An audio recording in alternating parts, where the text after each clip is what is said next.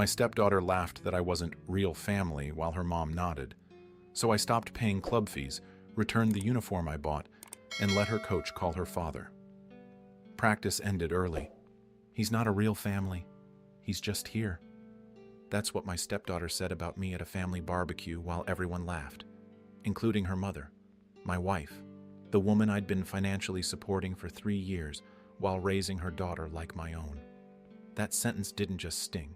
It rewired something in my brain. Because the moment someone tells you you're not real family while spending your money, you stop being their ATM and start being a man with a backbone. And let me tell you, what happened next changed everything. My name's David. I'm 42 years old, divorced once, remarried, and up until that barbecue, I thought I'd finally built the stable family I always wanted. My wife Rachel had a teenage daughter named Ella, 16 going on 30, the kind of kid who thinks the world owes her something just for existing. I had a daughter too, Lily. She's 10 years old and the sweetest kid you'll ever meet. The kind who writes thank you notes after sleepovers and apologizes when she bumps into furniture. When Rachel and I got married 3 years ago, I moved into her house because she wanted to keep Ella comfortable during the transition. Made sense at the time. Kids need stability, right? Except what I didn't realize was that her house came with a full financial subscription plan with my name permanently attached to it. I started contributing to the mortgage within the first month. Rachel owned the house, sure, but she was drowning in payments after her divorce. Her ex-husband, Ella's father, had basically vanished after the split, moved 2 states away, sent birthday cards twice a year, and hadn't paid a dime of child support in over 4 years. Rachel would mention it sometimes, always in passing, like it was just one of those unfortunate things. "You know how Mark is," she'd say with a sigh, and I'd nod because I didn't want to push. I was the new guy, the one trying to prove I wasn't like him. So I paid. The mortgage contribution every month, $800, is my half, even though I wasn't on the deed. The utilities, the groceries, the car insurance for her SUV was because she said her credit was still recovering from the divorce. I didn't mind at first. I loved her. I loved the idea of us being a blended family. I thought if I just worked hard enough, loved loud enough, eventually Ella would warm up to me. Spoiler alert, she never did. From day one, Ella treated my daughter like an invasive species. She'd roll her eyes whenever Lily spoke at dinner, talk over her like she wasn't even there, and do this thing where she'd accidentally hide Lily's school projects or art supplies so Lily would have a meltdown before school. One time, Lily spent an entire evening working on a poster for her science fair, something about the solar system. She was so proud of it, and the next morning it was gone, just vanished. We found it 3 days later in the recycling bin outside, crumpled and torn. Ella said she didn't see it when she was cleaning up. Rachel's response? "You know how teenage girls are. She's just adjusting." Number.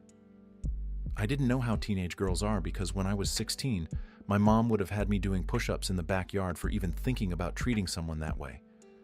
But I let it slide. I thought time would fix it. I thought love would smooth the edges. I was wrong.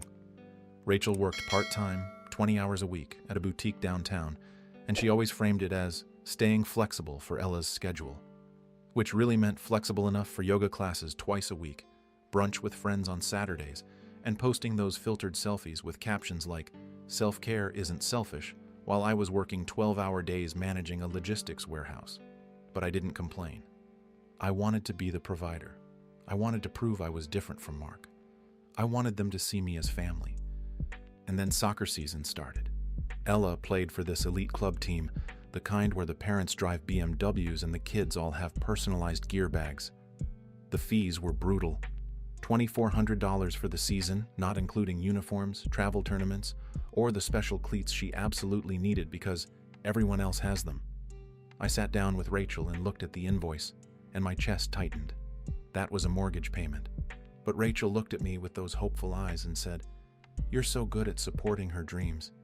She really looks up to you, even if she doesn't show it." I wanted to believe that, so I paid, every cent. I even bought the official team warm-up jacket, $180, because Ella said she'd be embarrassed without it. I showed up to every single game. I stood on the sidelines in the cold, cheered when she scored, and clapped when she assisted. I thought maybe, just maybe, I was earning her respect. Turns out, I was just funding her indifference. Then came that Saturday in late April. Rachel's sister was visiting with her 2 kids, and we threw a barbecue in the backyard. The weather was perfect, the grill was going, and for a few hours it actually felt like we were a normal, happy family. Ella was holding court near the picnic table, bragging to her cousins about her soccer team, about how they were undefeated, about how her coach said she had natural talent. Someone, I think it was Rachel's brother-in-law, joked, "Well, good thing you've got 2 dads cheering you on now." That's when it happened. Ella laughed, not a polite chuckle, a full, loud, theatrical laugh. And then she said it, clear as day. "Please, he's not a real family member. He's just here." The whole table went quiet for half a second. Then Rachel's sister giggled nervously. A cousin snorted. And Rachel, my wife, smiled. Not a big smile, but enough. Enough that I knew she wasn't going to correct it. Enough that I knew this was how they all saw me.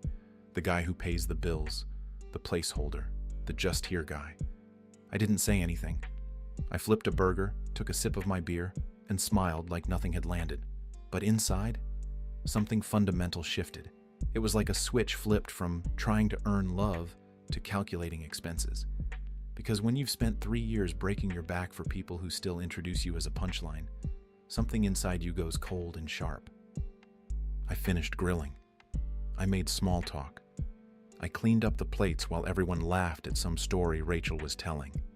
And that night, after everyone left, after Ella went upstairs and Rachel fell asleep watching TV, I sat in my home office and opened my laptop. I pulled up every financial record from the past 3 years. Bank statements, auto drafts, receipts. I made a spreadsheet. Mortgage contributions, $28,000. Utilities, $6,400. Groceries, estimated $18,000. Car insurance for Rachel, $4,200. Ella's soccer, $2,400 just this season alone. Over $7,000 across 3 years. Streaming subscriptions, phone bills, and the family vacation to Florida last summer that I paid for in full all went into the sheet. By the time I was done, the number at the bottom made my stomach turn. Over $73,000 in 3 years. For a family that just told me I wasn't really part of it. Rachel came downstairs around midnight, stretching, smelling like the lavender candle I'd bought her for Christmas. "You're up late. Everything okay?" I looked at her and smiled. "Yeah, just thinking about what real family means." She froze for a second. Then she laughed it off, that nervous laugh people do when they know they messed up but don't want to admit it. "Oh, Ella didn't mean that. You know how teenagers are. She loves you." Right. Teenagers accidentally humiliate their stepfather in front of the whole family with their mother's silent approval. Totally normal. I told her not to worry about it. I was fine. She kissed my forehead and went to bed. I stayed up until 3 in the morning, planning. Monday morning, I called my bank. I stopped every single auto payment tied to Rachel's accounts. The mortgage contribution set to be drafted on the 1st of every month. The utility payments, the car insurance. I redirected them all back to my personal account and opened a new checking account, one with only my name on it. Then I transferred half the funds from our joint account into the new one. Exactly half. Fair and clean. Tuesday, I got a call from the soccer club's billing coordinator. Apparently there was a payment plan I'd set up for the second half of Ella's season fees, $1,200, split into 3 installments. The next one was due in a week. I told the coordinator very politely that I'd changed my mind and wouldn't be continuing the payments. She paused, confused, and said, "Oh, should we contact Ella's father for the balance?" "That would be perfect," I said. "He's the real family. I'm sure he'll handle it." She thanked me and hung up. I felt nothing. No guilt, no anger, just clarity. Wednesday night, Rachel came home from the grocery store looking frustrated. She dumped the bags on the counter and said, "The card got declined." Is there something wrong with our account? I was sitting at the kitchen table reading the news on my phone. I looked up. "No, there's something wrong with your assumptions." Her face went pale. "What does that mean?" "It means I'm not paying for groceries in a house where I'm not a real family member. Check your own account." She stared at me like I'd just spoken a foreign language. David, are you serious right now? Over something Ella said? She's 16. She's 16 and you're 41, I said calmly. And you laughed. So yeah, I'm serious. She tried to argue, but I walked out of the room. I went upstairs, kissed Lily goodnight, and locked myself in the guest bedroom. I slept better that night than I had in months. By Friday, the storm hit full force. Ella's soccer coach called Rachel that afternoon. I wasn't there, but Rachel told me about it later, her voice shaking with anger. The coach had said, "Hi, Mrs. Brennan. I just wanted to reach out because Ella's account shows an outstanding balance. We have her listed as inactive until the payment is cleared. I tried reaching her father, Mark, at the number on file, but it's disconnected. Is there another way to contact him?" Rachel's face went white. She called me immediately, and I let it go to voicemail. She called again, and again. By the time I answered, she was practically yelling. "You canceled Ella's soccer fees? Are you out of your mind?" "No," I said. "I'm very much in my mind. Her real dad can handle it. Isn't that what she wanted?" "David, this is insane. You're punishing a child." "I'm stopping a transaction," I corrected. "She made it clear what I am to her. I'm respecting that boundary." She hung up on me. That evening, Ella came downstairs crying, her face red and puffy. "You're ruining my season. Coach said I can't play until the fees are paid, and my dad won't even answer his phone." I looked at her for a long moment. Then I said very calmly, "Actions have consequences, Ella. You told everyone I'm not a real family member, so I'm acting accordingly. If your real dad won't help, that's between you and him." She screamed something about me being cruel and ran back upstairs. Rachel stood in the doorway, arms crossed, glaring at me like I was a stranger. "This is still my house," she said coldly. I smiled. "You're absolutely right. And now, it's your bills too." That weekend, practice happened without Ella. She sat in the car while Rachel dropped off the other carpool kids, and I heard later from one of the parents that the coach had to explain to the team why Ella wasn't playing. Word spread fast.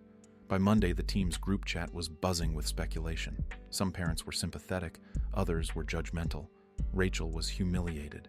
She tried calling Mark, Ella's real dad, 12 times. He didn't answer.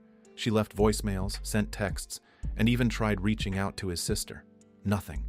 Turns out, when you're the real family but haven't shown up in 4 years, people don't exactly jump to help. Ella's apologies started rolling in by Tuesday. Text messages, handwritten notes slipped under the guest bedroom door. "I'm sorry. I didn't mean it. Please, I'll do anything." But every single one felt like damage control, not genuine remorse. She wasn't sorry for what she said. She was sorry I stopped paying. Rachel tried a different approach. Guilt. "You're tearing this family apart over one comment," she said over dinner one night. Lily was at a friend's house, so it was just the three of us, silent and tense. "I didn't tear anything apart," I said quietly. "I just stopped pretending the tear wasn't already there." 2 weeks later, Rachel got a notice from the electric company, a final warning before disconnection. She'd missed the payment and the late fees had piled up. She came to me, panicked, waving the notice. "We're going to lose power. David, please." "You're going to lose power," I corrected. "I opened my own account. My name's not on that bill anymore." She looked at me like I'd become someone she didn't recognize. "When did you get so cold?" "Around the same time I realized I was just here," I said. She paid the bill that night, barely, by putting it on a credit card, but the cracks were spreading. By the end of the month, I'd found an apartment. 2 bedrooms, 10 minutes from Lily's school, sunlight pouring through clean windows. I signed the lease without telling Rachel. I packed my things slowly, methodically, over the course of a week. Clothes first, then my books, my office supplies, every item I'd brought into that house 3 years ago. The day I told Rachel I was leaving, she didn't cry. She just stood there, arms crossed, trying to look unaffected. "You're really leaving over a teenager's mistake?" I shook my head. "No, I'm leaving because of the adult who raised her and the adult who married me but never defended me." Lily helped me load the last boxes into my truck.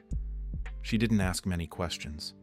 She just hugged me tight and whispered, "I like that we get to have our own place now." That sentence right there made everything worth it. The first morning in the new apartment, Lily made me coffee. Badly. It was watery and too sweet, but I drank every drop. We sat on the balcony and she said, "This is nice, Dad. It's quiet." And she was right. For the first time in 3 years, I could breathe without wondering if I was doing enough, giving enough, being enough. Rachel started texting a few days later. Short, clipped messages. "We're struggling with the mortgage. Ella misses you. Can we talk?" I didn't respond, because sometimes closure isn't a conversation. It's the sound of silence when you finally stop chasing approval that was never coming. A month passed. I started sleeping better, eating better. I even started going to the gym again, something I'd given up because I was always too tired from working double shifts to keep their lives comfortable. Lily thrived. No more tense dinners, no more walking on eggshells around Ella. Just us, rebuilding. Then one afternoon, I ran into Rachel's sister at the grocery store. She looked uncomfortable when she saw me, but she stopped to chat. "How are you?" she asked, and I could tell she genuinely wanted to know. "Better than I've been in years," I said honestly. She nodded slowly. "Rachel's struggling. They listed the house. She couldn't keep up with the payments. She's working full-time now, and Ella had to quit the club team. She's on the school team now. It's free." I didn't gloat. I didn't smile. I just nodded. "I hope they figure it out." She looked at me sadly. "For what it's worth, I think Ella's finally realizing what she lost. She asked about you last week. Asked if you were okay." "That's nice," I said. "But it's a little late." Because here's the thing I learned through all of this. When people show you who you are to them, believe them. Believe them the first time. Don't spend years trying to prove your worth to people who see you as a credit card with a heartbeat. I spent 3 years trying to buy love from people who measured affection in transactions. Now, every dollar I spend builds something that actually belongs to me and my daughter. 3 months after I moved out, Ella sent me a long email. It was well written, thoughtful, full of apologies and explanations about how she was going through a hard time and didn't understand what I was doing for them. She said she wished she could take it back. She said she missed having me around. I read it twice. Then I deleted it. Not out of cruelty, but because some bridges, once burned, can't be rebuilt. And that's okay. I saw Rachel one more time about 6 months later at Lily's school concert. We nodded at each other from across the auditorium. No words, no drama, just two people who used to share a life and didn't anymore. After the concert, Lily ran up to me, beaming. "Did you see me, Dad? Did you see my solo?" "I saw everything," I said, hugging her tight, and I meant it. Because for the first time in years, I wasn't looking at what I'd lost. I was looking at what I'd saved. So here's my question for you. Have you ever been in a relationship, romantic, family, or otherwise, where you gave everything and got labeled as just here? What did you do? Did you stay and fight, or did you walk away? Drop your thoughts in the comments. I read every single one. And if you believe that knowing your worth means protecting it, even when it hurts, hit that like button and subscribe to Reddit Visuals. Because sometimes the quietest revenge is just living well without the people who undervalued you.